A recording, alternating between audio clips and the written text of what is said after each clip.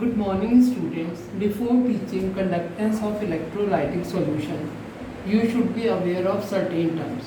The first term is conductance. It is the ease with which current flows through aqueous electrolyte. In chemistry, it is denoted by G. It is equal to 1 upon R, where R is the resistance. Its unit is ohm inverse. SI unit is Siemens. Then it is resistance. It is obstruction to the flow of current. R is inversely proportional to that of a area of cross section. It is directly proportional to the length of a conductor. If we remove the sign of proportionality, we get one constant value that is known as rho. R is equal to rho L upon A. Its unit is ohm. SI unit is kg meter square upon Siemens cube ampere square.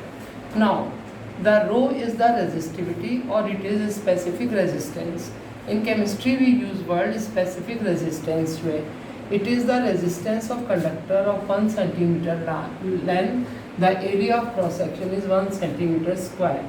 R is equal to rho L upon A. If L is equal to 1, A is equal to 1 centimeter square. R is equal to rho. Its unit is ohm meter. Then it's a conductivity. It is a mu term. These three terms you have studied in physics, but this is known by the name of kappa. It is the inverse of resistivity. K is equal to 1 upon kappa. Its unit is Siemens per meter. Now, the conductivity depends upon three factors. One is the nature of material, second one is temperature, and third is pressure.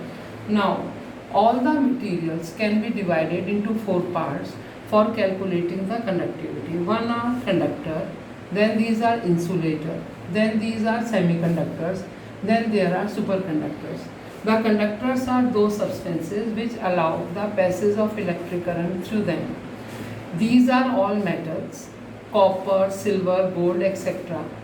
The certain polymers, carbon black, they are also conductor. Then there are insulators who does not allow the passage of electric current through them. These are polymers, rubber, wax, etc. Then there are semiconductors whose conductivity lie between that of a insulator and that of a conductor. These are arsenide, these are silicon, etc. Then superconductors. Superconductors are those which are having infinite conductivity and zero resistivity. Initially, some of the substances only become superconductor at the temperature of 0 to 15 Kelvin. But now some 10 mixed oxide, they become superconductor at the temperature of more than or equal to 150 Kelvin. The material can be divided on the type of conductance into two types. There is two types of conductance. One is known by the name of a metallic, or it is a electronic conductance. Second one is electrolytic conductance. Metallic conductance is due to the movement of electrons to it. It depends upon four factors. One of them is that of a nature of material. Then it is the structure of the material. Then it is the number of valence electron, density, and that of a temperature. The most important thing is that it decreases with the temperature because kernels cause obstruction in the flow of electron. The second one is that of a electrolytic conductivity. The electrolytic conductivity is the conductivity due to electrolyte and the ions present in electrolyte. It depends upon the nature of electrolyte. It depends upon size of ion. It depends upon nature of solvent and their solvation. It depends upon concentration of electrolyte, then temperature.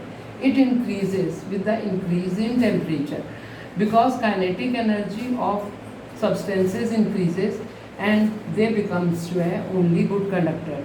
Solvation is one of the important factor.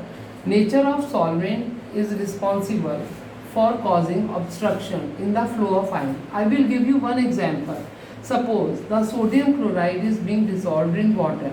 There will be a very strong force of interaction of water with that of a sodium and chloride ion, which does not permit the movement of these ions to it.